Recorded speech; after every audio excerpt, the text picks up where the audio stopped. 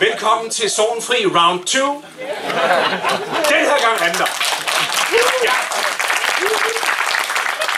Og vi har knoklet så meget på, at den kører nu også simultant nedunder. Så hvis vi kan skrige nedunder, så er det derfor. Og så kan I skrige endnu højere, så de kan høre det nedunder. Så kører vi sådan en simultan skrigning undervejs. Jamen, som dem, der var her i onsdags, også ved, så er vi super glade for at kunne vise den her film. Fordi at det vi også gerne vil på Bløde Weekend, er ligesom at prøve at give et bud på, eller give jer en idé om, hvad der sker på genrescenen i Skandinavien. Og noget vi også har ville ønske at se i meget lang tid på dansk film, er en dansk rendyrket genrefilm. Den er kommet nu. Det er Sorgenfri. Den første danske zombiefilm, der også får biografpremiere, den får premiere til marts næste år, så I er blandt de få, der kommer til at se den meget tidligt. Og det er en stor ære og en fornøjelse at få lov til at vise den her film, og det er en lige så stor ære og fornøjelse at blive velkommen til instruktør Bo Mikkelsen.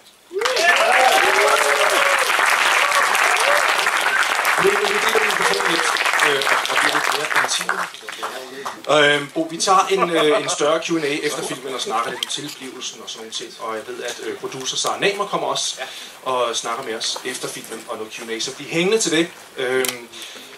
Jamen i onsdags, jeg vil ikke gentage mig selv, der er så lidt déjà vu over det her, bortset fra, at du havde kasket på i onsdags, så det er lidt anderledes. Og nyt tøj, så det er ikke det samme. Sidste onsdag, der nævnte kort, at det her det var noget, du har brændt for i mange år. Det er, ligesom, det er dit métier, det er den her type film og den her genre. Hvordan har det meget kort været for dig at lave den her film, når du også har den her kærlighed til genren? Det har været, ja.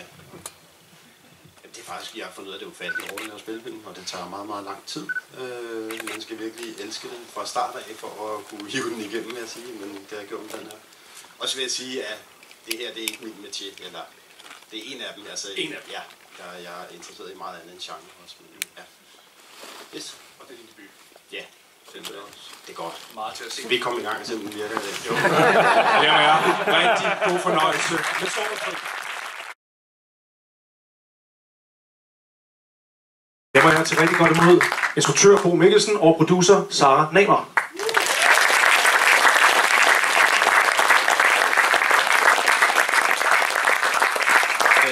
Jeg vil lige starte med at sige, at jeg fik et spørgsmål i starten om, hvordan det var at lave sådan en film, ikke? Og en af de ting, jeg fandt ud af, det var, at det er teamwork, så derfor vil jeg også godt have lidt flere folk med dig. Endelig. Så fotografen Adam her, og der er en komponist derinde også, en Martin Pedersen, yes sir, og så har vi et par skuespillere.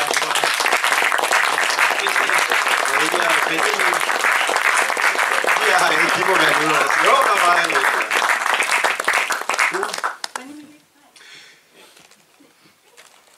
Alle sammen 1000 gange tillykke med filmen.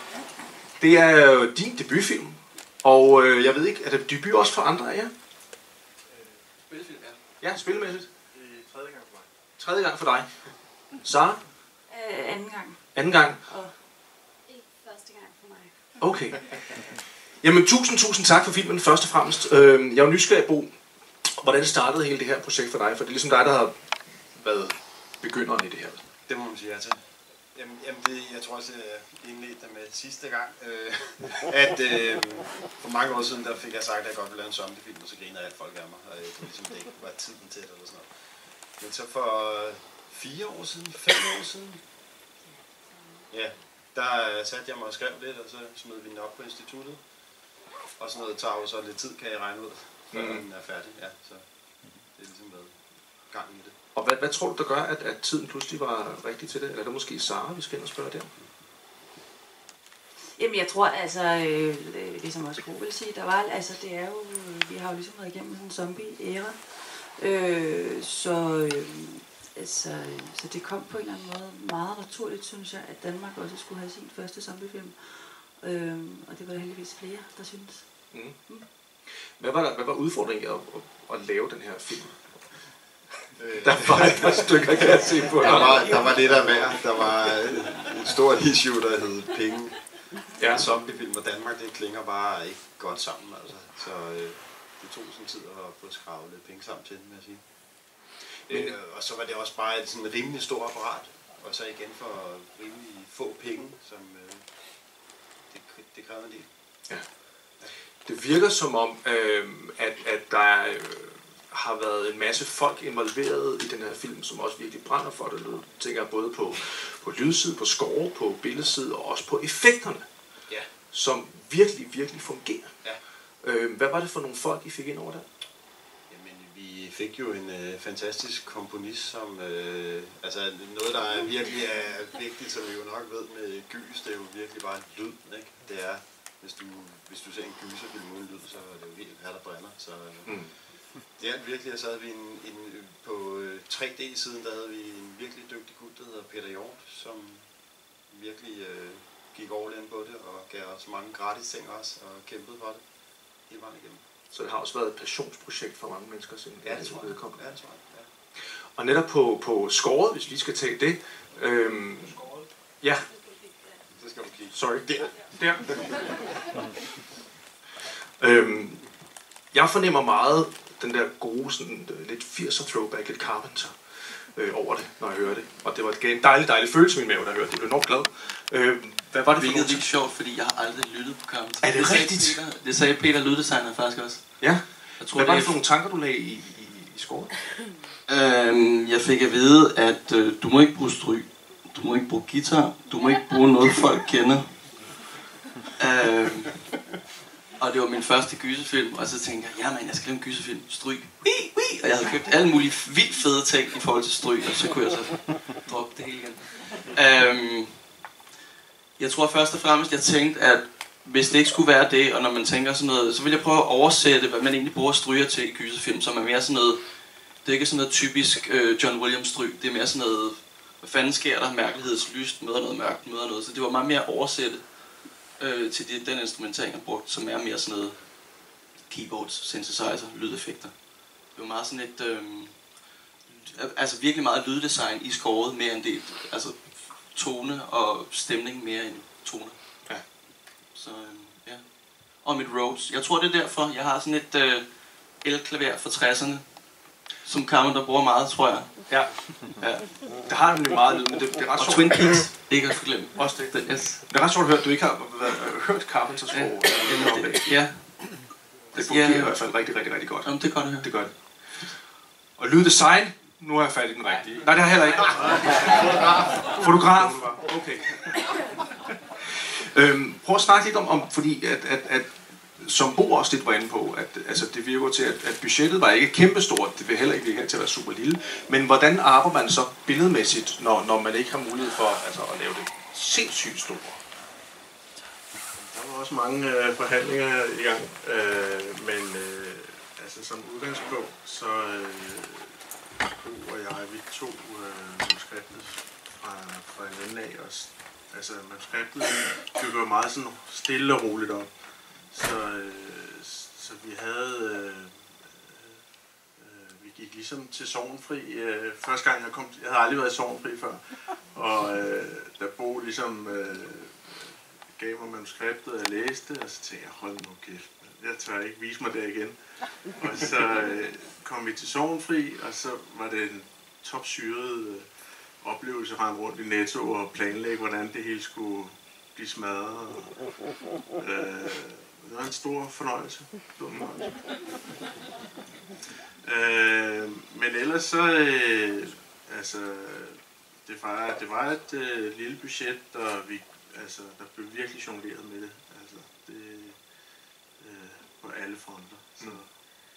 Det virker også som et produkt, hvor alle virkelig har strukket sig til det aller yderste og presset alt ud, man overhovedet kunne på det. Det synes jeg virkelig også, man kan se. Der var mange filmarbejdere, der døde undervejs.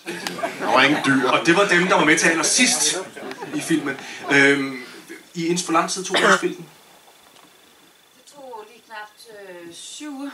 7 uger? Ja. Og I indspillede den i Sorgenfri også? I Sorgenfri, ja. Primært nat på en sommerperiode. Det var helt tosset. Ja. Og på en lille villavej i Sorgenfri, der var primært den ene location. Ja. Hvad var I så inde og så få lukket vejen af i forhold også til beboerne, der var der? Hvordan greb I det hele? Ja, altså ja, det gjorde vi. Altså vi lavede rigtig meget, eller Bo gjorde sammen med vores fantastiske line-producer Johnny Andersen, lavede jo et kæmpe forarbejde i Sorgenfri, med jo simpelthen gå rundt og hilse på folk og fortælle, at her kommer Så de var på en eller anden måde informeret om vores komme, og fik jo nærmest sådan nogle ugebreve. I den her uge gør vi det her, vi filmer de her optagelsesperioder. Der kommer store militærkøretøjer igennem billedet, eller igennem gaderne osv. Og så hyrede vi rigtig meget sikkerhed faktisk, som på det tidspunkt ikke sådan, vi havde ikke budgetteret med vildt meget i manuskriptet, men vi kunne godt se, at lige så snart vi stod i Sorgenfri, og vi sådan set havde med de her kæmpe store maskiner at gøre, og mange af de her drenge og piger på deres trehjulede og sådan noget, så måtte vi ligesom skrue op der. Og vi havde også lige haft en ulykke i Dansk Filmlæge inden, så det var ligesom der, vores fokus også var. Så ja. Og den har jo været rundt allerede et par steder i verden. Den har været i til Fantastic Fest i Texas. Den har været på Sitges i Spanien. Hvordan er den blevet modtaget rundt omkring? Og i London? Og nævn endelig andre steder, hvis men så næste uge LA, og så noget Stockholm og noget Finland og noget alt muligt. Jamen, jeg synes, det er gået godt. Jeg overlevede, eller vi var afsted i Texas blandt andet, og de tog godt imod den i zombiernes hjemland. Det var fedt. Var det fedt? Ja. Og det samme galt, jeg var med på Sitges, som også var fedt. Spanien, det var det fedeste gyserland med nogle folk, der hopper og sker. Som er altså det, man ønsker, når man laver sådan. Ja, det var det. Det var det, ja. Har du gjort nogle tanker, og det gælder også for alle sammen i forhold til, som I selv siger, altså det er jo virkelig en æra for zombier, det er kæmpe stort, og har været det i godt stykke tid nu. Har I gjort jer nogle tanker i forhold til, så nu laver vi en på dansk, i forhold til alt det, der har været? Sådan i forhold til, om vi vil gribe an på en bestemt måde, eller tænker, det er det her spor, vi kører i? Altså, det der var hele sådan min leg i det, eller sådan, det var det der med, hvor lang tid kan have suspense. Og altså virkelig at ikke vise noget, sådan, de fleste zombiefilm, jeg ser, der går det hele berserk i løbet af et par minutter. Så hele lejen, det var bare, hvor langt kan man trække det, uden at folk falder i søvn. Håber jeg. Så ja. Jeg tror ikke, der er nogen fare for det. Ja, meget det. Det er, jeg synes virkelig, en vellykket produktion. Jeg er super spændt på at se, hvordan den bliver modtaget, når den får premiere til marts næste år. Danmarks premiere. Jeg håber, den bliver modtaget lige så vel, som den bliver modtaget her. Og tusind tak for filmen, og held og lykke med resten af vejen for den. For alle sammen. Tak.